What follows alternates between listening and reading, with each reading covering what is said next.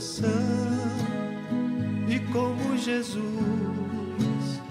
ama teu irmão, quebra o gelo do teu coração.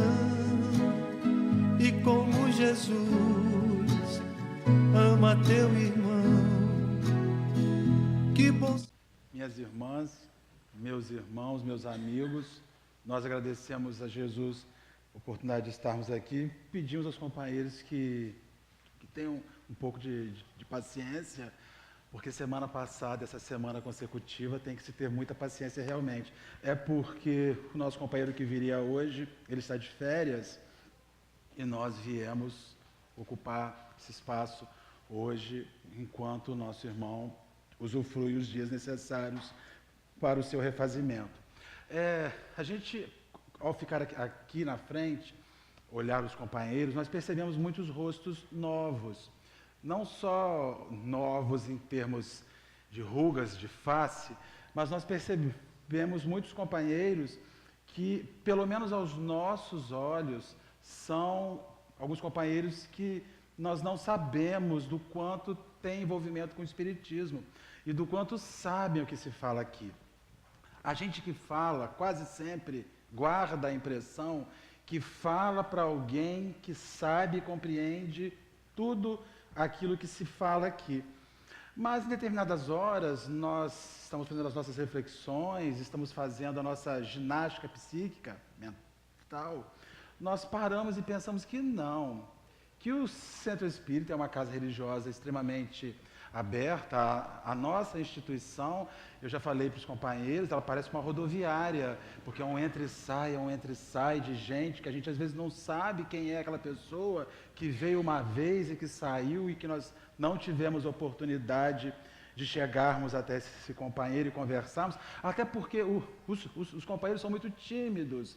Quando termina a fala, todos nós ficamos ali fora para falar, para conversar, para falar do que nós abordamos, para auxiliar nas dúvidas que os nossos irmãos possam vivenciar em relação ao assunto ou em relação à instituição. Então, nós que estamos aqui, vamos vendo alguns rostos muito novos, e a gente vem às quartas-feiras e vem quinta, que nós temos os ciclos de debate mais aprofundado em grupos, né, que são feitos na instituição, e às vezes nós não vemos esses rostos às quintas-feiras. Aproveitamos aqui para convidar os companheiros. Deem uma chance a vocês de mergulhar um pouco mais no que é o Espiritismo. Uma oportunidade reflexiva maior. Venha quinta-feira. Nós temos vários níveis de turmas. Somos, se não me falha a memória, somos 8 ou 9 turmas, né, Márcio? Com muita gente normal. O espírita é normal. O espírita vai a cinema, vai a show, vai a barzinho. O espírita viaja de férias, vai à Europa. Temos vários companheiros aqui que viajam, que estão por aí afora e tiram fotos, tiram selfies na Torre Eiffel, tiram selfies com soldado em frente ao Buckingham. A gente é normal. Às vezes os nossos irmãos vêm à casa espírita e têm essa visão de que para ser espírita tem que ter uma coisa diferente. Tem que ser muito perturbado e querer cura. Porque, conversamos eu e a companheira Sônia, antes de iniciarmos aqui, Sônia, como a gente é perturbado, né? Ela falou, muito, Marcelo. É uma perturbação sem fim. Eu falei, é muita perturbação, Sônia. A gente se joga no chão o tempo inteiro. A gente se espraia, menos Mônica. Mônica está isenta, né, Mônica? Mas o resto é gente de pior qualidade, querendo melhorar um pouquinho nos nossos combates, nas nossas lutas, que são enormes. Então, os companheiros vêm à casa espírita e ouvem palavras, ouvem terminologias. Quando o Márcio fala, hoje o Marcelo vai falar sobre o Evangelho. Marcelo vai falar sobre o Evangelho segundo o Espiritismo, que é uma forma que Allan Kardec deu de pensar segundo o que ele alcançou e aquilo que os Espíritos orientaram, aquilo que representa no Evangelho do Mestre Jesus os pontos morais mais importantes para refletir. Quando a gente fala sobre o Evangelho, segundo o Espiritismo, falamos sobre uma obra que se principia no pensamento do Mestre Jesus que vem sendo pensada posteriormente por Allan Kardec e que fecha cada um dos seus capítulos com orientações que os espíritos davam naquela época. Então, quando você apanha o Evangelho segundo o Espiritismo, você vai achar no princípio de sempre que você iniciar um capítulo, uma afirmativa do Mestre Jesus, uma anotação do Cristo, algo que foi retirado dos seus evangelhos. Temos que dizer aos companheiros que Mateus, Marcos, Lucas e João escreveram basicamente a mesma obra.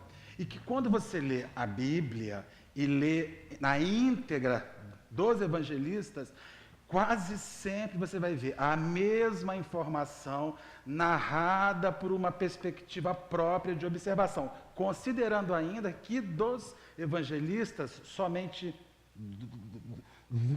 2 acompanharam Jesus. Lucas foi a Éfeso perquirir de Maria o que era o Evangelho, e Marcos, me corrija se eu estiver errado, segue a pedido de Paulo de Tarso para dar esta forma. Os outros 2 é que estiveram ali junto ao Mestre. E outra coisa, o Evangelho é um apontamento que só foi feito quando o Mestre se foi, já quando os discípulos começaram a entrar em falência. Os discípulos não iam vendo e anotando, vendo e anotando. Eles não faziam isso. Tem-se a ideia que nós estamos lidando com jornalistas do Cristo, Luiz. Alguém que assistia o feito e anotava. Não. Quando eles começaram a envelhecer e quando eles começaram a ver que eles iam embora e que só ficaria a oralidade das coisas, que eles foram se preocupar em anotar algo, em dar forma àquilo, e aquilo tudo foi redigido 20 anos depois, 30 anos depois da convivência que eles tiveram com Jesus. Então, quando a gente fala no Evangelho, nós temos esse primeiro instante da obra, que é uma anotação evangélica. Nós temos posteriormente Allan Kardec escrevendo sobre aquela anotação. E eu digo aos companheiros, são os momentos mais primorosos da obra kardeciana. O sujeito tem um pensamento arnice invulgar. O pensamento dele foge, ele vê coisas que a gente não vê, que a gente não identifica. E ao término dessas anotações, nós temos as instruções que os espíritos deixavam, não especificamente sobre aquele assunto. Era um conjunto de mensagens soltas, recebido em vários lugares. É por isso que algumas vezes o companheiro lê e no final tem o espírito, a cidade e o ano. Isso é para nós entendermos como Allan Kardec teve trabalho em formatar isso aqui, Luiz. Foi preciso juntar e ordenar um conjunto de coisas para que aquilo tivesse um sentido.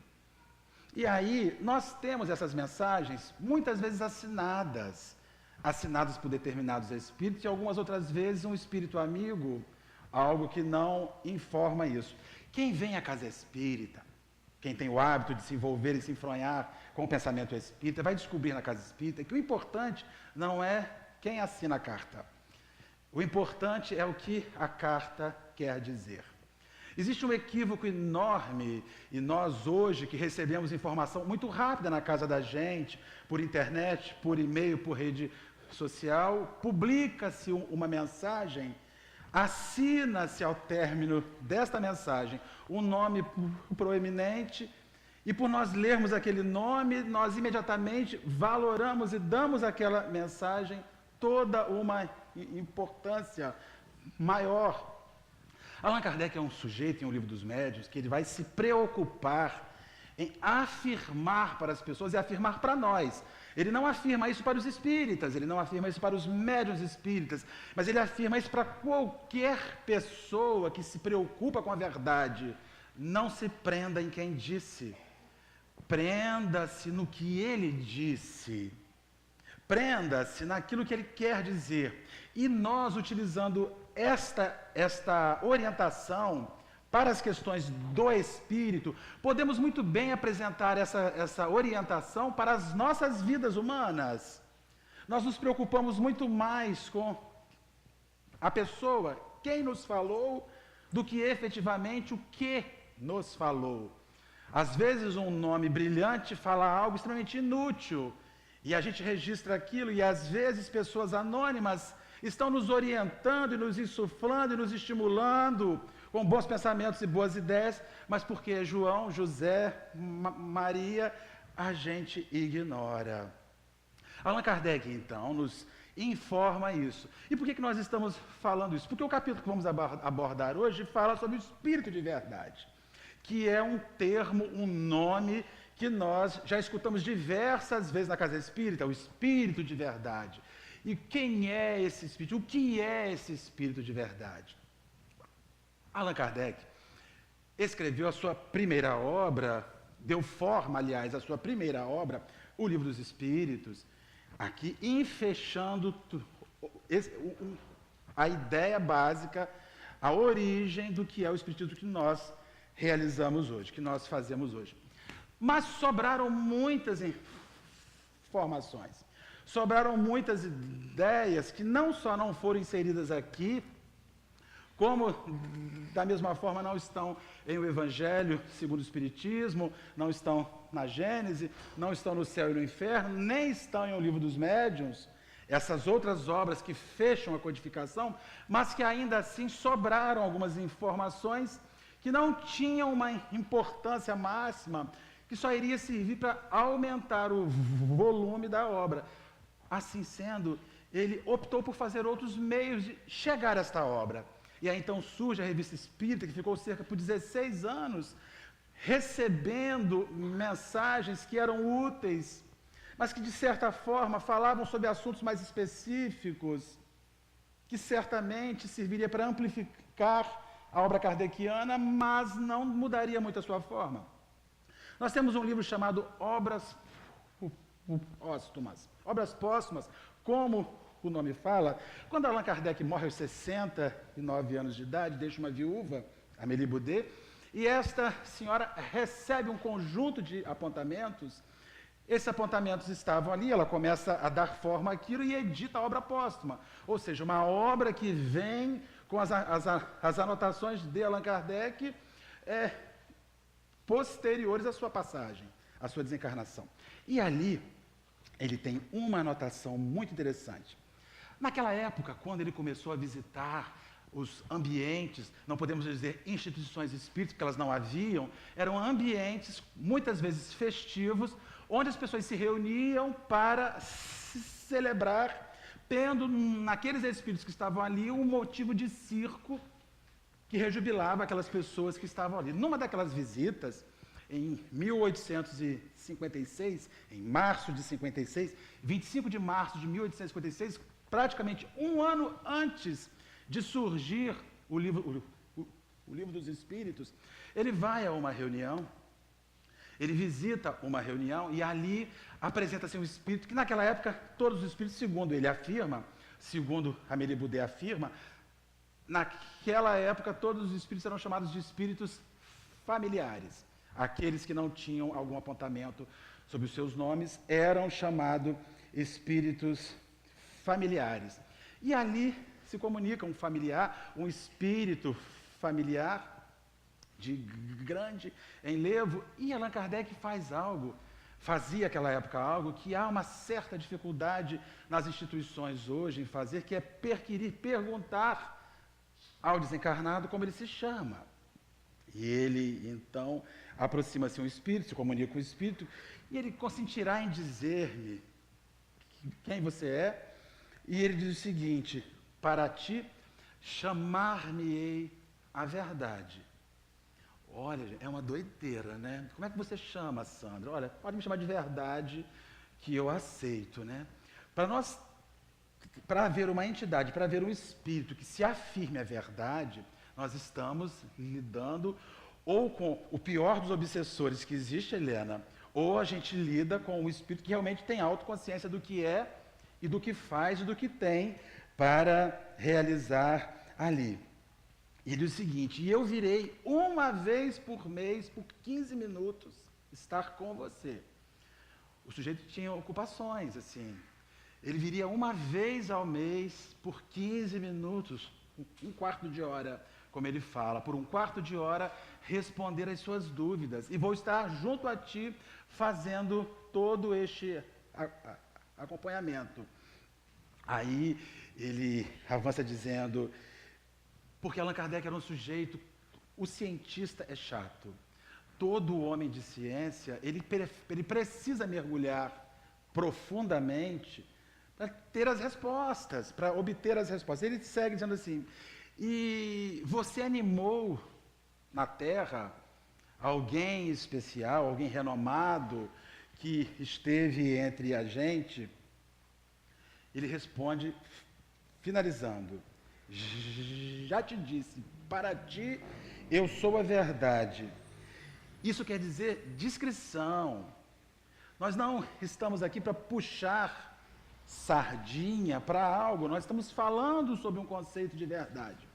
E aí, vem então as afirmativas que o Evangelho segundo o Espiritismo nos fala sobre o Espírito de verdade, que são umas mensagens recebidas em Paris por essa menina, a Budã, uma jovem, senhorita Budã, e essas mensagens que vêm assinado o Espírito de verdade fazem afirmativas como se esse Espírito fosse o próprio Mestre Jesus, como é afirmado desavisadamente, preciso dizer, se ele não se auto-intitula, nós temos aqueles espíritas que gastam os seus dias mergulhando nos meandros dos questionamentos para dar uma volta e dizer, ainda que você não me diga quem você é, eu sei quem você é e sei o que você fez naquela outra vida. É o chato, é aquele sujeito enjoado. Aí alguns companheiros ficam assim, mas, meu Deus, se é verdade, é Jesus. Bem, em primeiro lugar, isso é uma ideia errônea. Não é porque é Jesus que é a verdade não é exclusividade de Jesus. Jesus foi um dos espíritos que esteve na formação da terra. Quem leu A Caminho da Luz, onde o Espírito Emmanuel diz o seguinte, 2 únicas vezes, a falange de Jesus aproximou-se da terra. A primeira vez, há quase 5 bilhões de anos, para desprender do Sol a massa ígnea que viria dar origem à Terra. E a segunda vez que esta falange se aproximou da Terra foi quando preparou o planeta para a chegada dele. Ou seja, Jesus é um espírito de maior elevação que nós temos a notícia, mas ele estava inserido numa falange de elevação semelhante à sua. Ele estava inserido numa mescla, numa soma de entidades semelhantes à sua. Ele era gigante, tão gigante, que bastaria mandarmos um. Se eles mandassem 5, explodiam o planeta com tanta vibração, com tanta energia. Então, quando nós falamos sobre a verdade, nós falamos que Jesus detém a verdade, mas a verdade não é a exclusividade dele. Tudo que nós dermos como exclusividade ao Senhor, damos ao Senhor o sentido divino, exclusivo só Deus. Diante de todas as informações que nós recebemos, Jesus é o maior que a terra recebeu. Jesus é o maior que se fez entre a terra, mas haviam outros semelhantes a ele, lhe dando suporte na formatação deste mundo que está aí. Então, quando a gente ouve um Espírito dizer, eu sou a verdade, nós não estamos dizendo especificamente de uma personalidade, mas nós podemos estar falando de todas aquelas personalidades que compartilham com a mesma ideia, e isso é o princípio de falange. Quando se fala assim numa instituição espírita, Bezerra de Menezes deu uma comunicação em Cabo Frio. Então saiu daqui e foi dar uma comunicação em Recife. E saiu daqui e foi dar uma comunicação em Nova York. Então ele deve estar com 1,5 palmo de língua para lá de fora, fazendo essa viagem toda intergaláctica, intercontinental. Nós falamos de entidades que estão numa faixa, que eles têm um conjunto de companheiros que pensam como eles pensam, que vibram como eles vibram e que repetem um conceito que é muito maior do que um nome. mas a gente se prende ao nome. Esse Espírito, então, vem reavivar em o Evangelho segundo o Espiritismo a ideia do Jesus que alivia. Porque esta ideia nós estávamos sentindo falta. O século XIX sentia falta daquele Espírito que lá no seu princípio, quando esteve conosco humanamente, veio aliviar a nossa existência, e ele vai e fala na sua mensagem, na sua primeira mensagem: Deus bom, o Deus grande, que faz germinem as plantas e se levantem as ondas, revelei a doutrina divinal como um ceifeiro, reuni em feixes o bem esparso no seio da humanidade e disse: vinde a mim, todos vós que sofreis. Ele fala de uma maneira, essa entidade fala de uma maneira, como se ele fosse o próprio mestre. É complexo nós afirmarmos que seria isso, porque se nós tirarmos Jesus dos outros, nós vamos estar encerrando no mesmo problema que os outros fazem. É dizer que Deus é a exclusividade deles. Quando ouvimos companheiros de outras religiões dizendo, não, porque o meu Deus, porque o Deus que eu sirvo, porque o Deus que me guia, porque o Deus que me beneficia. É meu também. Mas você não tem parte com ele. Eu falo, mas como é que você pode falar isso da minha vida? Como é que você ousa dizer que eu não tenho? Então as pessoas apropriam-se, nós incorreríamos no mesmo risco se nós disséssemos que um rabi, que um mestre que veio para resgatar, resguardar, recuperar uma humanidade, tem uma religião agora. E ele fala por essa religião, como ele não fala pelas outras religiões. Olha que risco. Risco antipático. Eu já não gostaria de ser espírita. Porque o barato do centro espírita é a liberdade que nós damos aos espíritos. Eles estão aqui, eles estão em outro, mas eles não estão puxando sardinha para a gente. Nós não estamos puxando sardinha para o espiritismo. Nós estamos oferecendo às pessoas uma proposta, um conceito, uma ideia, para que essas pessoas tenham mais uma opção de reformulação na sua vida. Então, ele vem dizer o seguinte: nós estamos agora, no final do século XIX, restabelecendo, buscando restabelecer essa relação com aquela mensagem, que é muito maior do que aquele espírito. A mensagem, você pode salvar uma vida falando sobre o Mestre Jesus sem citar o seu nome. Você pode resgatar uma alma. Você pode recuperar simplesmente usando um conceito. Nós ficaríamos aborrecidos se alguém falasse algo que nós fizemos e não desse a fonte. Essas coisas acadêmicas, de trabalho acadêmico, pode copiar.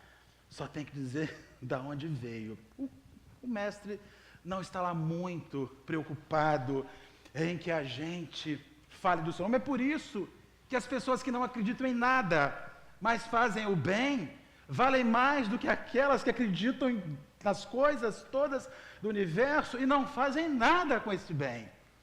Quem vale mais? A salvo será aquele que vai no centro espírita toda quarta-feira. Ó, gente, muda esse conceito, hein? O fogaréu está esperando.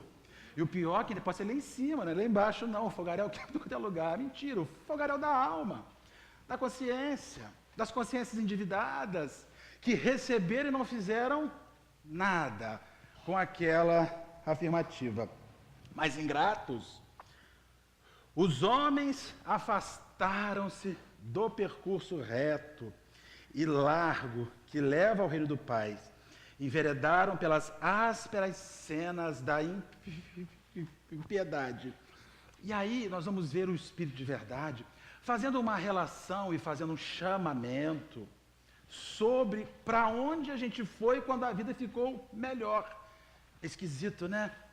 A gente, quanto melhor a nossa vida fica, parece que pior o lugar para onde a gente vai.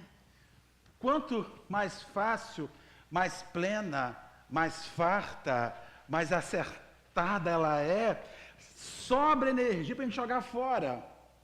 Quase sempre, as pessoas dão saltos existenciais maravilhosos quando não tem nada a oferecer, quando não tem saúde a oferecer, quando não tem dinheiro a oferecer, quando não tem casa para oferecer, quando não tem nada para oferecer. É nessa hora que a alma começa a demonstrar mudanças, ou seja, nós chegamos em épocas onde a vida de uma certa forma ficou muito mais fácil, muito mais simples, e ele diz, no momento em que as coisas ficaram melhores, que era a hora de nós nos recordarmos das transformações imperiosas que precisamos realizar na nossa vida, foi justamente nessa hora que nós fomos viver a vida, que nós fomos usufruir a vida, que nós fomos experienciar as questões da vida. É uma coisa muito simples. Você quer ver, Sandra, como é simples? Minha colega de faculdade. Estudamos lá no século XIX, né, Sandra? Pouquinho depois que Kardec lançou essa obra, nós estávamos estudando lá. Então, vocês querem ver como funcionam as coisas? A gente chega para o dirigente da Casa Espírita e diz assim, ô Márcio, querido, eu vou sair uns dias, vou ficar uns 20 dias sem vir à instituição. Ah, meu irmão, tudo bem, vou passear. A pessoa viaja, ela compra bombom, compra bala, e a gente fica assim, e aí, visitou uma casa espírita? Pô, eu estava de férias, meu irmão. É isso é fanatismo. Para que isso, gente? Vai lá, vai conhecer o que os outros fazem. Vai ver como eles rezam, vai ver como eles aplicam um passe. Toda vez que eu viajava de férias, eu baixava no centro espírita e fazia algum negócio lá. Porque a gente gosta daquele riscado, porque aquilo está embutido no conceito das relações. E você alia isso às relações interpessoais que você faz com os companheiros que estão ali. Então, quando a gente sai, parece que aquela religião fica. Eu quero é ir. O que eu vou achar, não quero. Estou de férias. Eu tenho medo quando a pessoa fala que está de férias. Porque férias significa que eu vou usufruir aquilo que é a opressão do meu trabalho, da minha vida, do filho, do marido, daquele horário para acordar.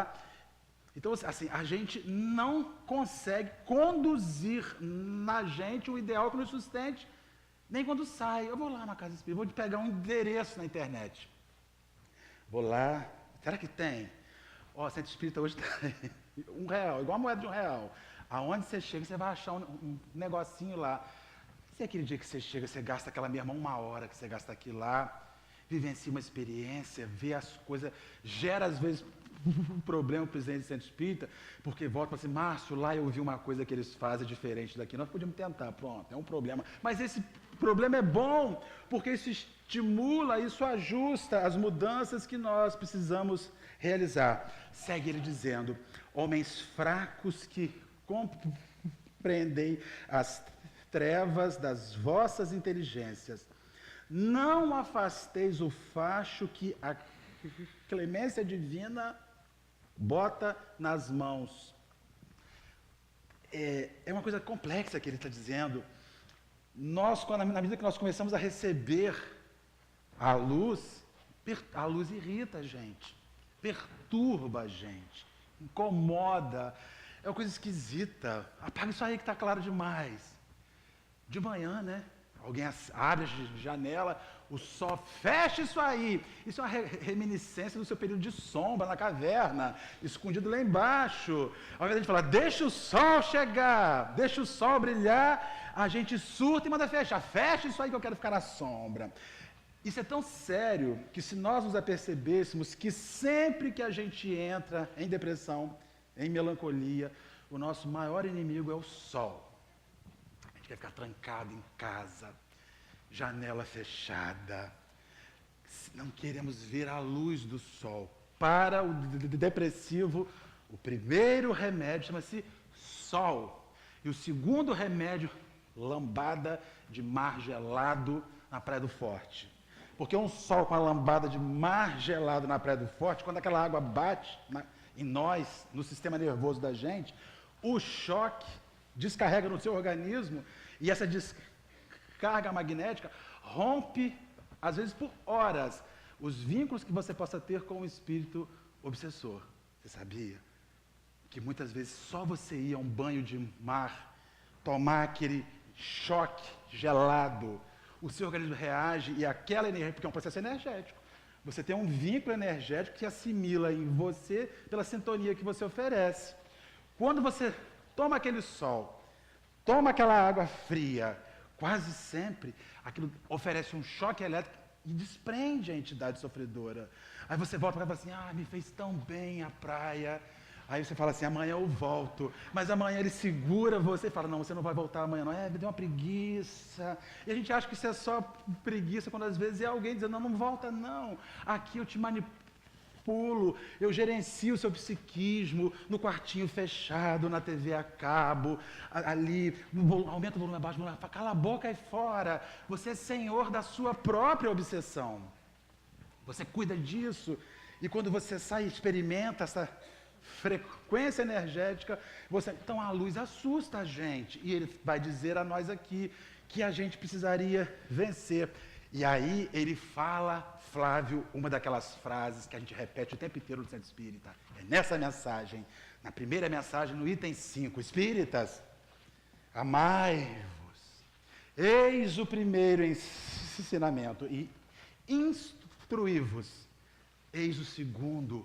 Aprende para você fazer melhor. Aprende para você oferecer melhor. Eu faço aquele arroz agarrado, unidos venceremos, bispo, quase papa, todo presinho ali. Aí fala assim, é com amor. Meu irmão, então aprende a fazer com o mesmo amor e oferece uma coisa melhor. Mas a gente acha que só o amor é suficiente para as boas obras. E nós, às vezes, oferecemos a pessoa... Olha, vai lá e oferece o seu amor, que a pessoa vai aceitar. Filé de frango salgado, porque o amor está ali. Não, então vamos oferecer. Se nós temos o mesmo elemento para oferecer, por que não aprendermos a manipular o elemento? Quando nós convidamos os companheiros, venha à casa espírita, conheça o espiritismo, é para que a gente siga com esse mesmo arroubo de amor que nós temos, mas aprendendo melhor como utilizá-lo e onde utilizá-lo. Né, Bernardo? Para onde vai, para que lugar vai, para que as pessoas possam insuflar-se melhor, porque elas entendem de alguém que ama e sabe o que faz. Jesus conduzia as multidões não só porque ele amava. Nisso ele conduzia as multidões porque ele amava e sabia o que fazia. E eles que estavam em volta o seguiam porque não tinham dúvidas que ele sabia o que fazia, Beth. Ele sabia. Então eles, vamos seguindo este homem. Na medida que nós começamos a seguir pessoas, porque as pessoas que amam podem nos levar a um despenhadeiro. O amor só não mostra para você o melhor caminho. Assim, em determinadas horas, só o amor te inibe a ação. Quantas vezes, cobertos de profundo amor, não cometemos uma falha terrível. E depois falamos, queremos justificar, mas eu não queria fazer aquilo. É porque você não sabia a melhor forma de realizar aquilo. Aí segue ele nos falando no próximo do seguinte: venho instruir e consolar os pobres deserdados. À exceção da minha amiga Elisa, todos nós somos deserdados, ela é herdeira.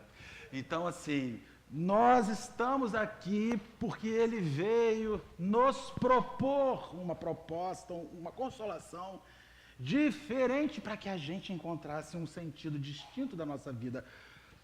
Seguir a Jesus ou seguir a verdade implica em abrir mão da mentira. Helena, e como é difícil, né?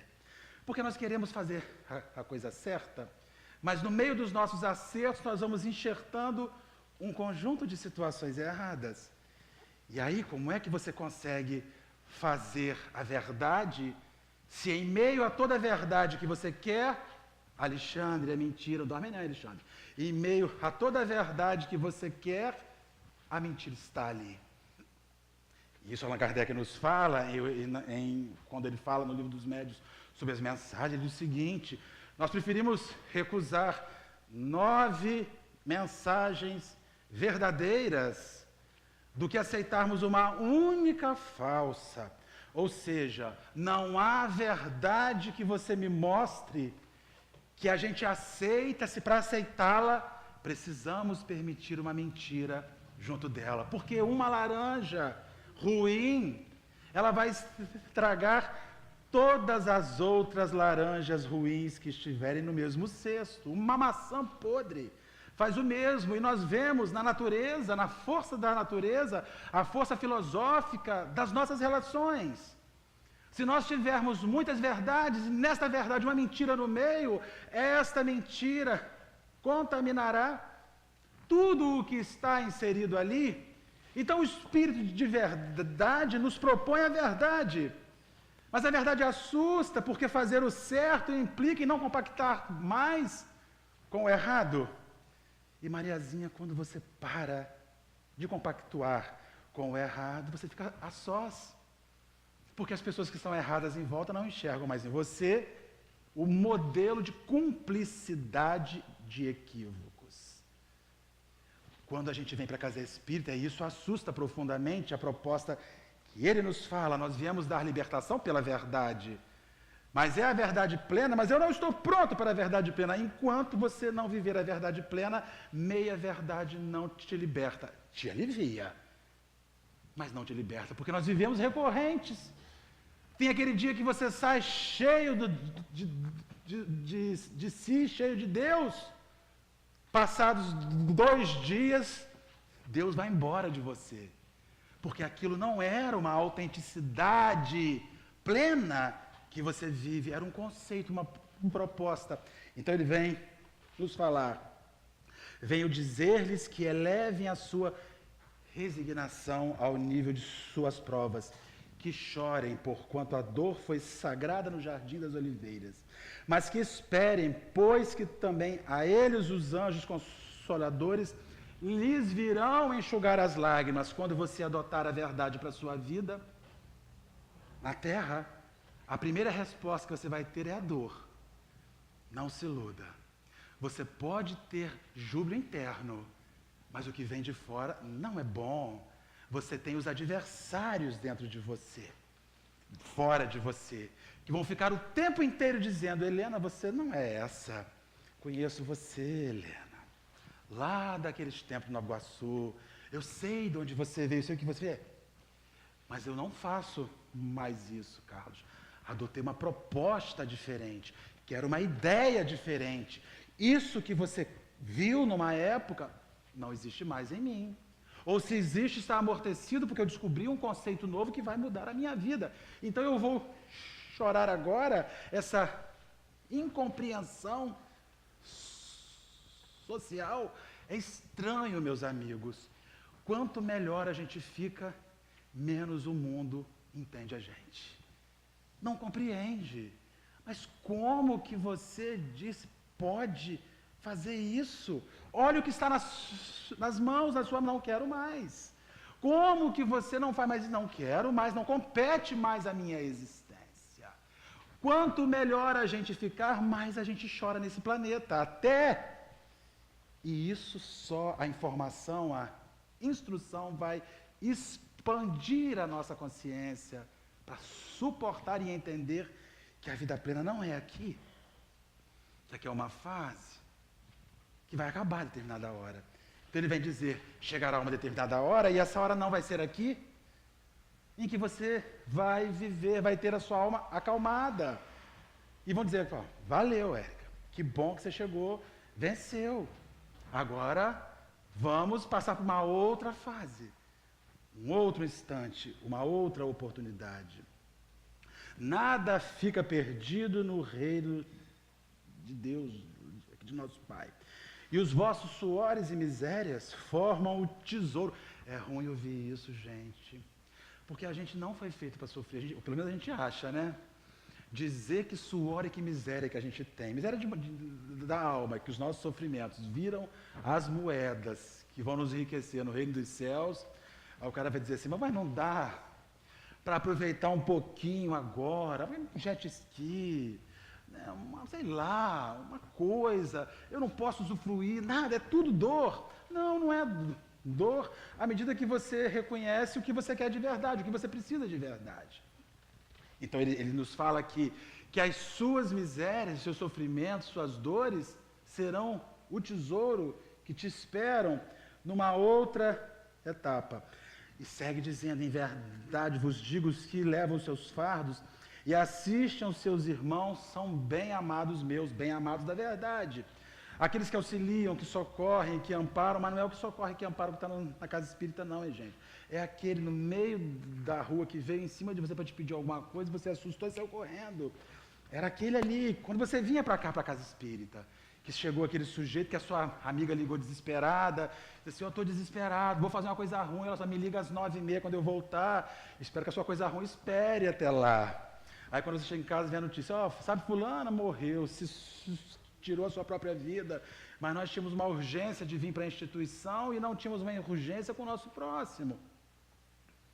E auxiliar o nosso próximo. Então, aqueles que não só carregam as suas misérias, mas de uma certa forma ajudam os outros a conduzirem as suas próprias misérias, são amados por essa verdade, por essa força da verdade que lhes insuflará e que lhes estimulará a vencer esse mecanismo existencial que nós vivemos hoje.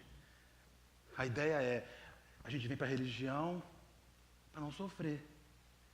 A gente não vem para a religião para aprender a sofrer, porque sofrimento é inerente do ser humano. É uma ilusão, né?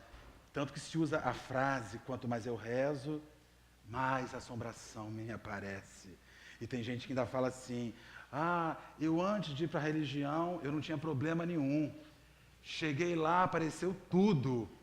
Então, olha como é que o Senhor é bom. Primeiro Ele te botou em um lugar que ia te ajudar, depois abriu a porteira. Porque tem gente que passa pelos mesmos problemas que a gente vive sem nada disso que os oriente.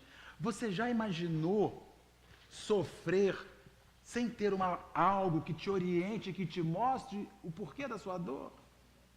E que te mostre perspectivas futuras para se ver livre disso? A gente se sente de verdade tão especial que a dor foi feita para o outro, não para a gente. Tanto que a gente ainda ouve na hora o desespero, a primeira pergunta que a Heloísa faz é: por que eu? A pergunta seria: por que não eu?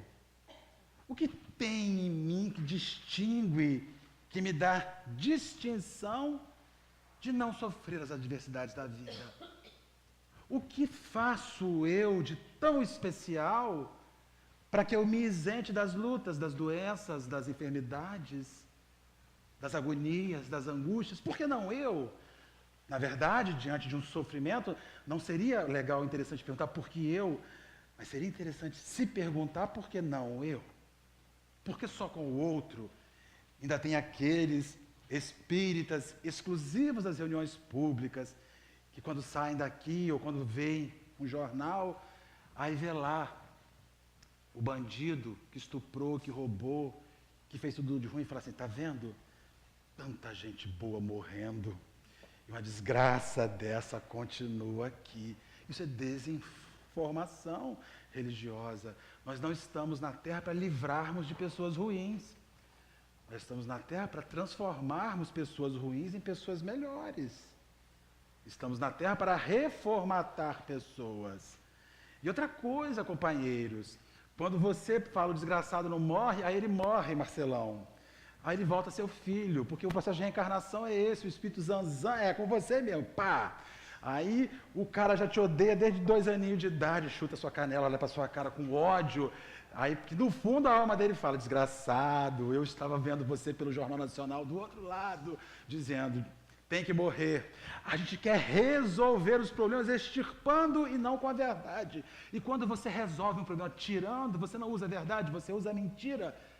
É a mentira de que algo foi resolvido, porque logo adiante, essa mentira se mostra, no instante que aquele problema todo volta de novo. É a nossa vida pública e política que vemos hoje. Usa-se todo um arcabouço de maquiagem para mostrar algo que não é verdade. Em determinada hora, o que acontece? Aquilo não se sustenta, não se mantém, desabe e aparece o que é verdade. E quando aparece o que é verdade, a gente se vê em situação complexa. O que nós assistimos hoje, em via política, não é a culpa de uma pessoa. É ilusão, é burrice nossa dizer isso. É a culpa de uma sociedade que ainda usa meias verdades ou meias mentiras para justificar os seus equívocos repetidos. Quem aqui nunca se favoreceu publicamente de algo que não lhe pertencia e pertencia ao poder público? Quem aqui pode dizer, não, eu nunca fiz isso? Ah, meu amigo, pode esperar que fez. Em alguma hora da sua vida que você não se lembra, fez. E fez sem se aperceber. Porque é o hábito de nós nos darmos bem em meias mentiras.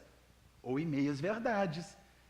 Se vivêssemos de forma plena a verdade, ela seria o fiel diante de todos os nossos atos.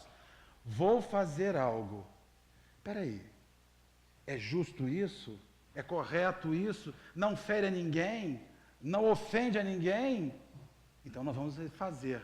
Mas se fere, as questões assumem outras formas. E aí, ele vai no item 7 e diz o seguinte: eu sou o grande médico das almas. E venho trazer-vos o remédio que há de curar. É essa oferta que o Cristo nos faz, que a verdade nos faz, que o Espírito de verdade, que Jesus, que toda esta falange do bem nos faz. Eles têm um remédio para nós. E a religião não é o remédio, mas o que a religião mostra e ensina, e o que aquilo faz em você, isto é o remédio. É esquisito que sempre que a nossa vida fica ruim, o último lugar que a gente vê é no centro espírita.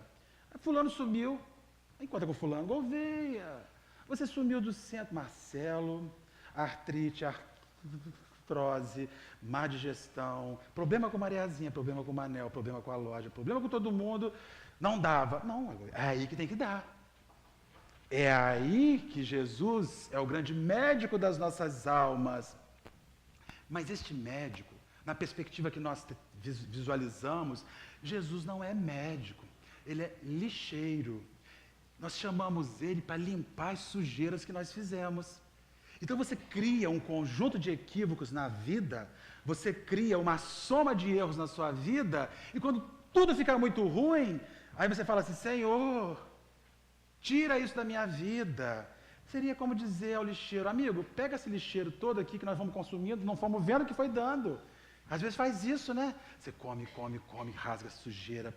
Quando você termina naquela soma de pequenas ações, uma banana, uma maçã, um mamão, um pacote de carne que você abriu, o plástico, o papel higiênico. Quando você tira aquilo tudo, você fala: meu Deus, minha casa fez isso de lixo.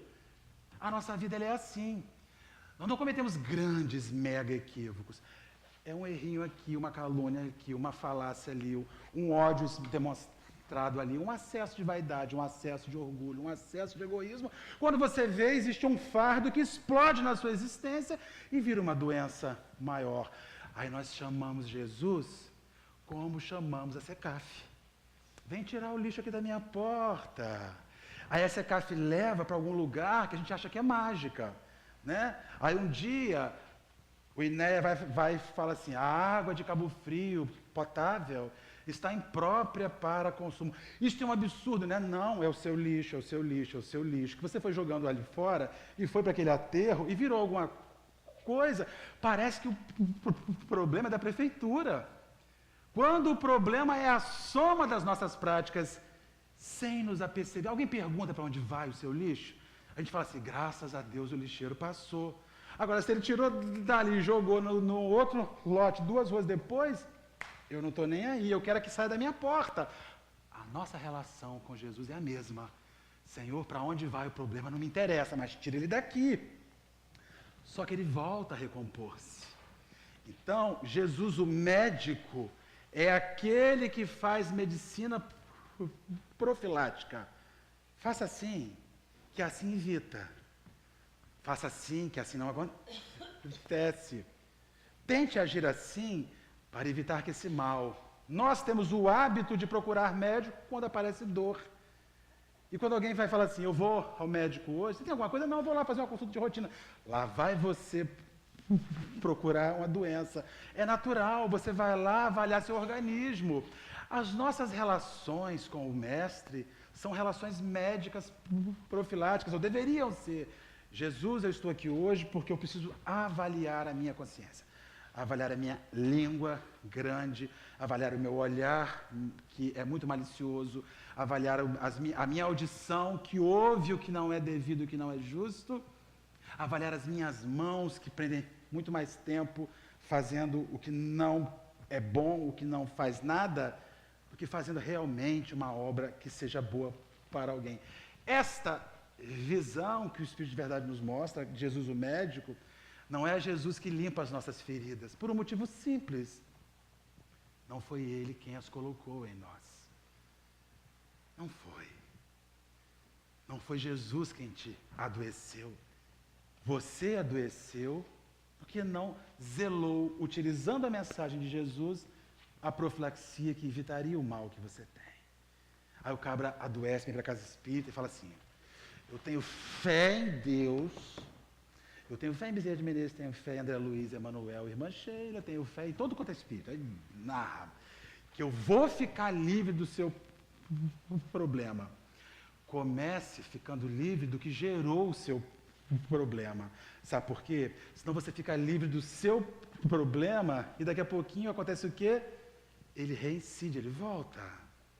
Quando a gente chega na instituição espírita e vem procurar um médico, nós não viemos procurar um remédio para ficar bom do que a gente sente, mas nós viemos buscar um remédio para ficar bom do que causa o que a gente sente, do que gera o que a gente sente.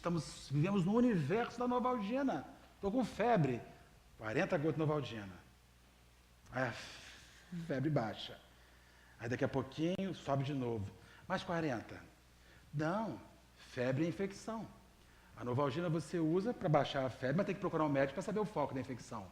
Vai ter que tomar antibiótico, fazer uma dieta, evitar determinadas situações para que a enfermidade saia. Jesus sugere-nos isso. E aí encerra ele no item 8, que eu já vou fechar, a gente vai passar a Babilônia toda aqui, e tem gente que passa mal, surta, né, porque não vai assistir Babilônia. Hoje tem futebol, hoje já teve. Ainda tem um futebolzinho acho que ainda hoje, né, começa o Brasileirão, eu acho. Então, vamos acabar às 9 horas. Ele diz o seguinte: pegue para vós, toma para vós as divisas, o devotamento e a abnegação.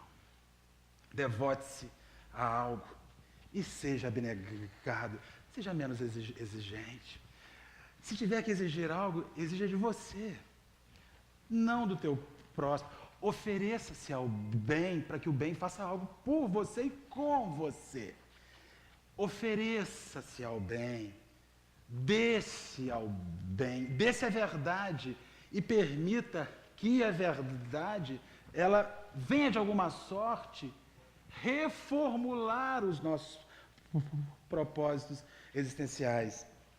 Diante das nossas lutas, que são muitas, gente. Hoje, eu vim para cá hoje, mas um bode amarrado, que bode feio, esquisito, né? E olha que meu Vasco foi campeão quarta-feira, domingo passado, tinha todos os motivos para estar feliz. Eu vinha de camisa, mas eu achei que era uma afronta aos urubus, então eu falei, não posso, eu vou ter que vir a paisano. Mas assim, aí todos os motivos para estar feliz, fica felizinho lá com o Vascão, aí 6 horas da tarde vai dando aquele desânimo, será que está certo? Será que é isso mesmo? Aí sabe o que eu faço? Toco a campainha daqui 6h25, Neide vem com o olho regalado, pensando que é ladrão. Eu falo, não é ladrão não, né? Sou eu, abre aí. Aí senta ali fora e reza, e reza, e reza, e pega o texto, e reza, e fala, Jesus, vamos resolver isso daí, eu preciso resolver o que me deixa assim. Afinal de contas, isso aqui é meu ambiente hospitalar, aonde eu vou procurar a saúde para minha alma, que é quando não se iludam. Há uma ilusão piedosa até para os companheiros que acham que quem se prostra aqui na frente tem algum diferencial com relação aos companheiros. Nosso presidente da Casa Espírita, pedinte, tem gota, tem dores horríveis, diabético, tem todos os problemas, a gente pode enumerar, vai faltar. Todo mundo tem as suas lutas. Quem finge que não tem, mente para si próprio. Porque todo mundo tem os seus processos. Então a gente às vezes entra aqui, se senta, Zuma, e fala, o que eu queria era, não vou vontade de falar nada não. Com a zica, em cima, uma coisa esquisita. Aí você fala, não, Marcelo, vai lá, porque o primeiro a ouvir é você, mesmo gago, é o primeiro a ouvir. É você que vai estar ali ouvindo e tentando replicar para os companheiros aquilo que você acredita.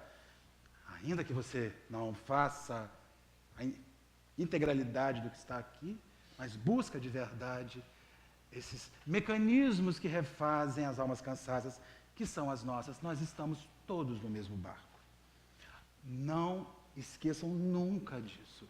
E outro negócio, para que esse barco chegue no final da felicidade, nós temos que estar juntos nele, que esse mundo mude, esse planeta mude.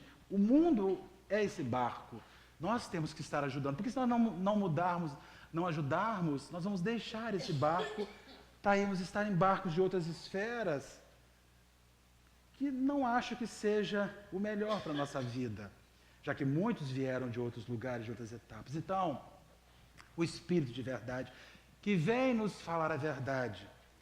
E a verdade não é o Espiritismo salva. Mas uma das frases que ressalta isso é: amai-vos. Eis o primeiro ensinamento, instruí-vos. Eis o segundo ensinamento, tão fundamental e importante, para que as nossas vidas fluam de maneira melhor. Quando nós viemos para a casa espírita, nós viemos simplesmente com um único objetivo, é pacificar o nosso espírito, tão conturbado, tão exaurido, tão banalizado por nós próprios, tantas vezes que jogamos esta máquina maravilhosa que é o corpo humano em determinados ambientes tão inóspitos para que ele possa fazer algo, impomos este corpo nosso, experiências e elementos que saciam tantas vezes por minutos e depois sobra toda a maceração e o desgaste excessivo deste organismo, que é o nosso maior equipamento para conseguirmos ser felizes. A felicidade não é deste mundo. Disse-nos Jesus no seu Evangelho. Disse-nos a verdade absoluta de que Jesus foi o arauto, foi o enviado. Mas a felicidade começa nesse mundo. E se nós não começarmos a descobrir isso agora, dando um apacentamento à nossa alma, a verdade não vai conseguir se estabelecer plenamente nunca. Nós pedimos aos nossos companheiros, quem nunca veio, venha uma vez uma quinta-feira. Dê essa chance, venha saber um pouquinho, venha perguntar assim para o outro, aquilo que aquele louco falou ontem é verdade? Aquilo que aquele perturbado que vem na outra semana falou é verdade? Venha, dê-se o mais... Olha só, ninguém vai obrigar vocês a ter que ficar. Vocês não vão estar assumindo um compromisso com entidade nenhuma, que se sair daqui a sua vida vai dar para trás. Não vai dar para trás. Mais para trás do que já dá, não tem como dar, é máximo. A gente acha que está dando para... A gente cai ali, então a gente convida, venham visitar os núcleos de estudo da casa. Quando o Márcio fala, vem para a sopa, venha descobrir a mensagem embutida naquilo que é feito. A sopa, gente, ela não tem representatividade, só ela. Ela só vale o que é quando ela representa a mensagem que está embutida nela. Nós não fazemos um rito, é um ato de celebração com os companheiros, que momentaneamente estão passando dificuldades econômicas. Até porque aquilo nos mostra que neste ciclo existencial, uma hora pode ser a gente ali, numa outra perspectiva, do outro lado, vivenciando aquilo. Então, venha para a casa espírita, participe, venha descobrir isso. Se não gostar, eu não quero, não gosto, vai embora, continua vindo na quarta, ninguém vai cobrar de nada disso não.